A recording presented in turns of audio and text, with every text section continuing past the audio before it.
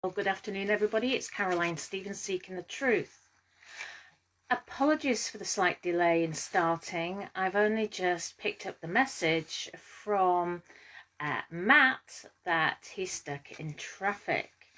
But I promised a show at 3 o'clock, and so just bear with me. I've collected some information that I have been particularly interested in the past 24 hours, and I thought I'd just share these points with you.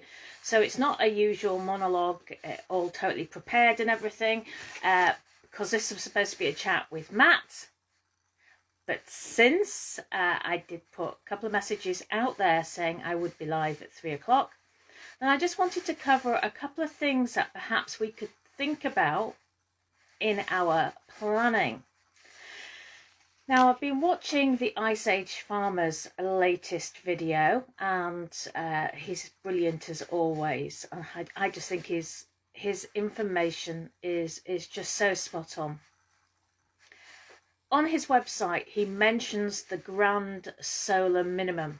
So where we've been talking about climate change and how the Earth is actually warming up, I think we need to be aware of the grand solar minimum. Now, this isn't something that I was aware of a couple of years ago, so I'm reading out the definition off his website. Now, we are now in a period during which the solar activity diminishes, resulting in drastic climatic and geophysical changes to our planet. These include increased galactic cosmic rays, seismic activity, and volcanism. The latter often results in a global reduction in temperatures. So for those of you who remember having a sheepskin coat, dig that out from the back of your wardrobe. It's been very, very cold here again today. I know it's due to warm up next week slightly, but we must be aware of this grand solar minimum. Also on the Ice Age Farmer video, and it might seem strange for me to be promoting him this way, nope, his work is second to none. Now, his latest video on the 4th, he basically talks about the corn, soy, wheat hitting 6-year highs as Argentina is the latest country to limit their corn exports. Remember 6 months or so ago, Christian of Ice Age Farmer and myself were talking about the limits of exporting rice around the world because of Vietnam and Russia stopping those exports. Well, we've got now these corn, soy and wheat hitting 6-year highs as Argentina, the latest country to limit their corn exports. Now, while major feed companies in the US are actually renting, believe it or not, river barges just to hoard soybeans, smaller markets like Nigeria and Trinidad and Tobago, like the canaries in the coal mine, they're now running out of feed for their animals already. And so when everybody was saying to me about Brexit, oh, we'll be better off, this is a global situation. We are part of a huge global network of food. So you've got these other countries now, they're running out of feed for their animals. And this is really a glimpse of where we're heading as these multinational companies are boycotting soybeans from Brazil, which is the #1 producer. So that's going to have an impact.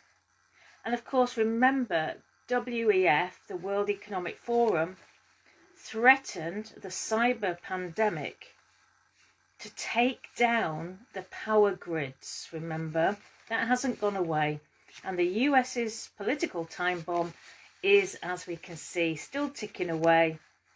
And of course, it's going to make 2021 extremely interesting. Protocols with Brexit now on food. This has created a bit of chaos truth be known, if you read the internet. We've got organic protocols changing for export to the United Kingdom. For example, after the January the 1st, organic products exported from the US to England, Scotland and Wales must be accompanied by an import certificate, which we are supposedly have developed.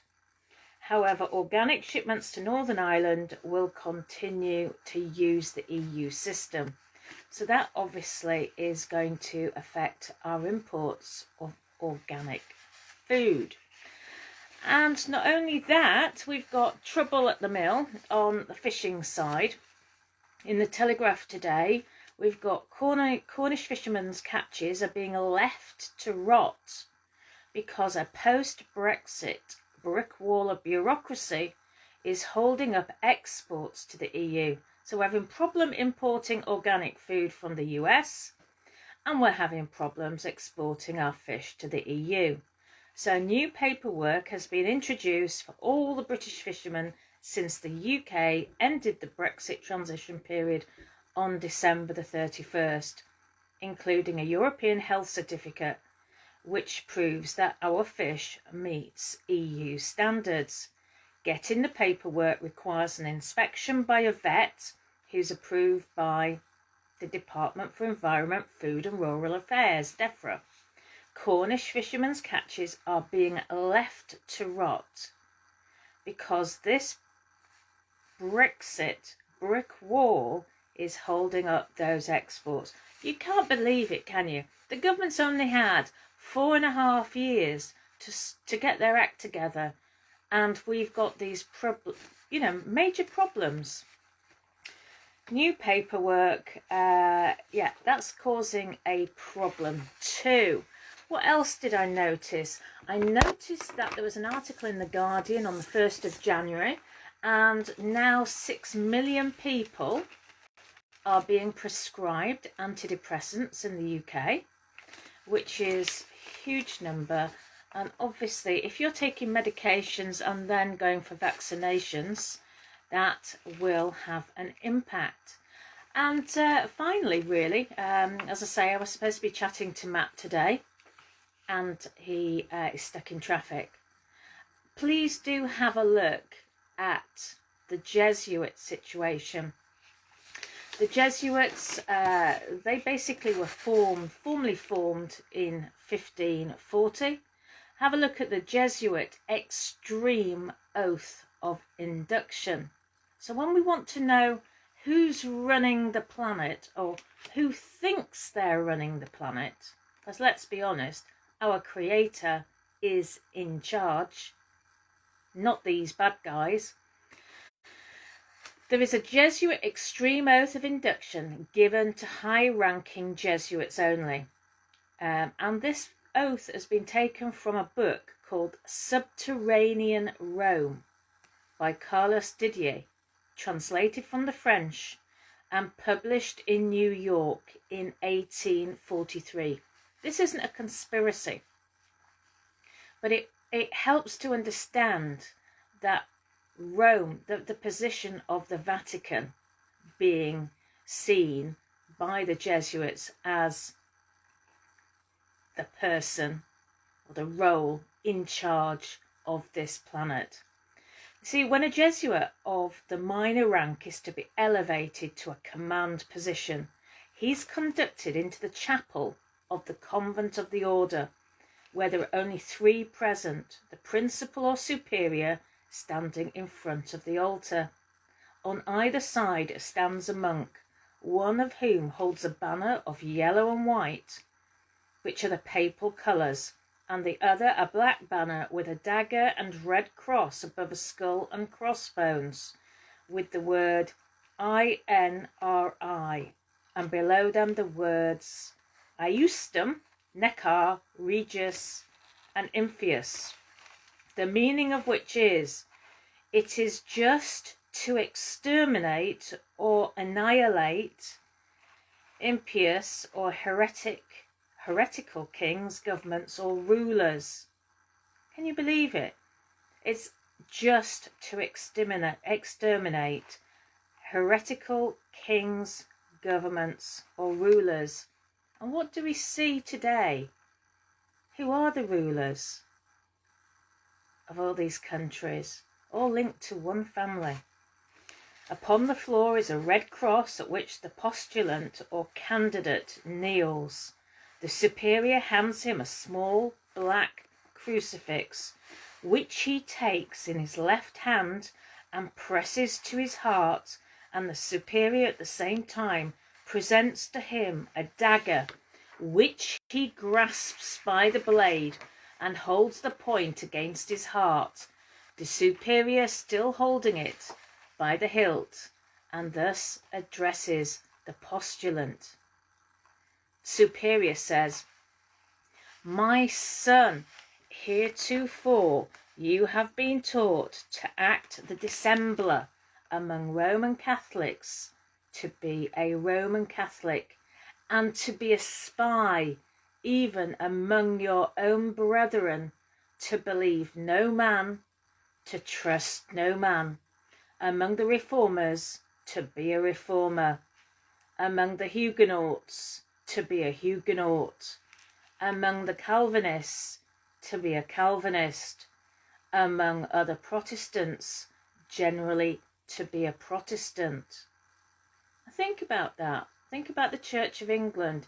Who has been positioned in the Church of England in recent years, and who has had the label a Jesuit at his doorstep? So they're supposed to obtain the people's confidences and to effectively be a fifth columnist. To even preach from their pulpits and to denounce with all the vehemence in your nature our holy religion and the Pope, and even to descend so low as to become a Jew among Jews, that you might be enabled to gather together all information for the benefit of your order as a faithful subject of the Pope.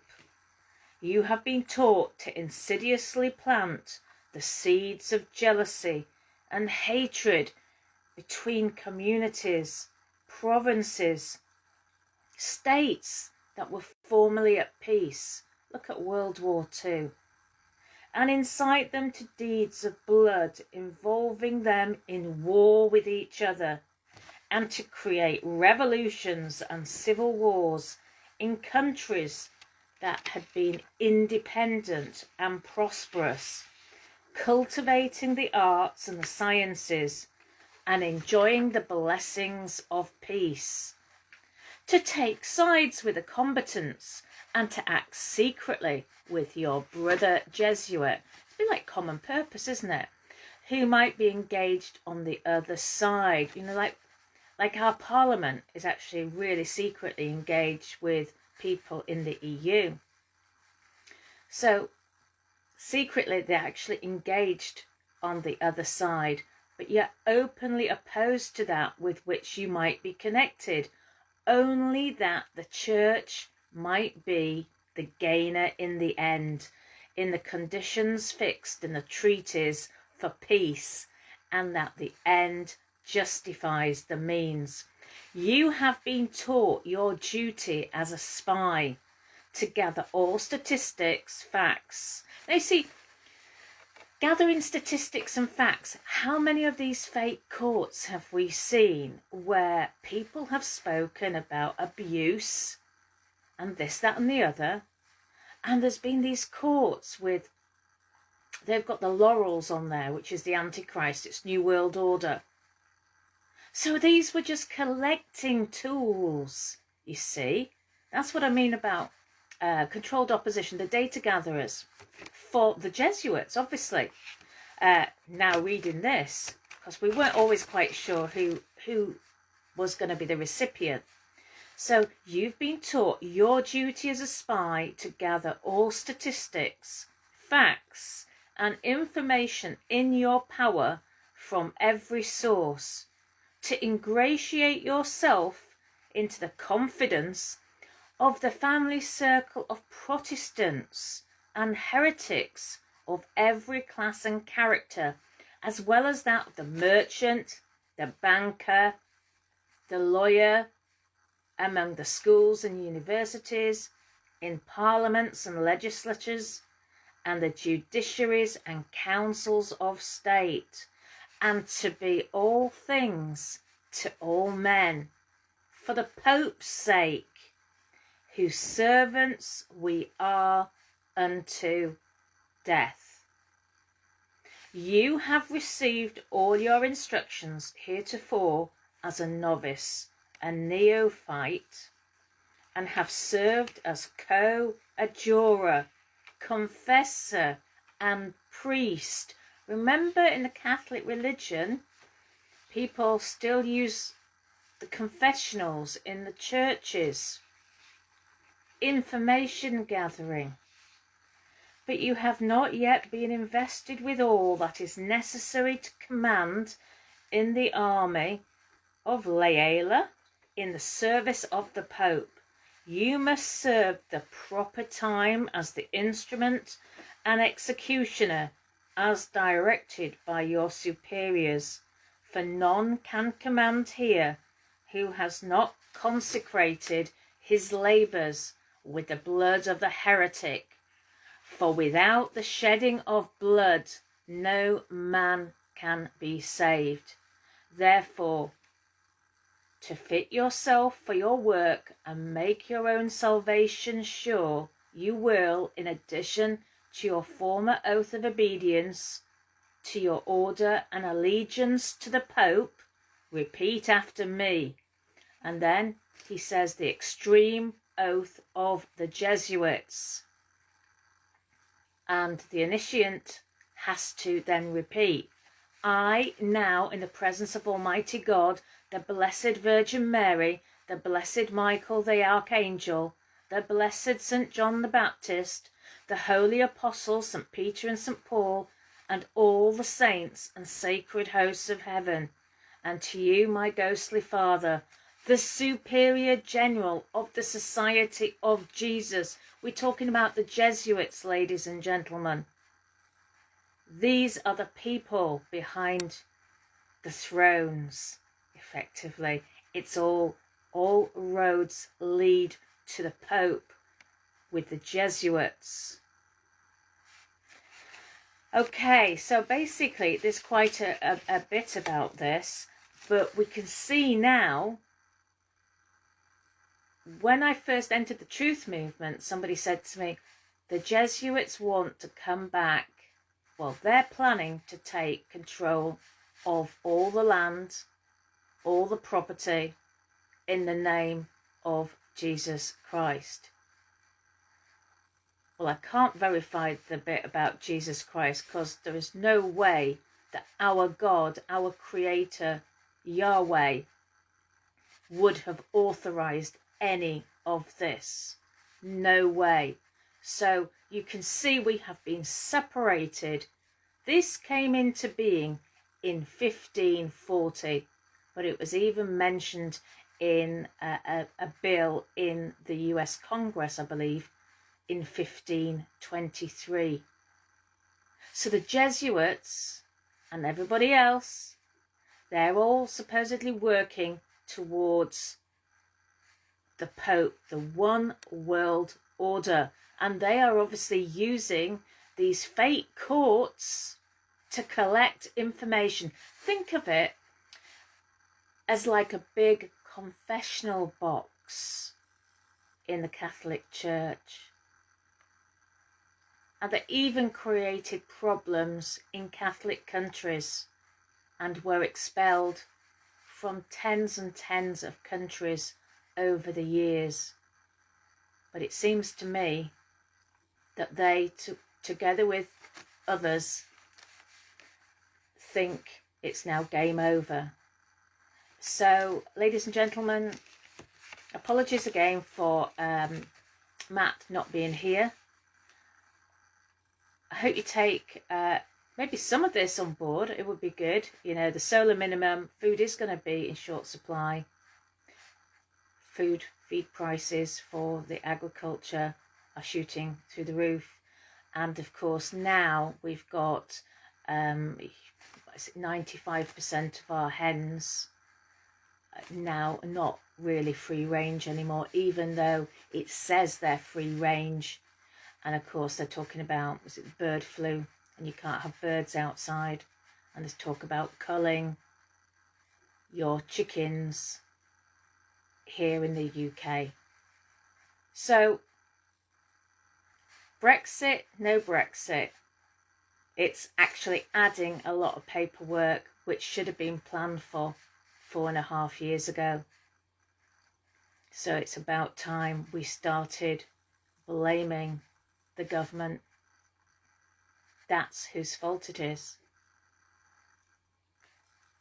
We can only do this now by praying. This Jesuit order is like a cancer that is all over the world. And if they want to stop people buying soybeans from Brazil or whatever, these things now, just stop, and it will be to our detriment. And we will see famine. We're already seeing famine in the world. And also we've got this grand solar minimum, which the World Economic Forum has foretold that there will be a cyber attack. Please, it's not fear-mongering. They have to tell us what they're planning to do. And we all have a choice. We can either listen, we can act upon listening, or we can ignore at our peril. Please do share this video. It's Caroline Stevens, Seeking the Truth. Goodbye for now, and Happy New Year.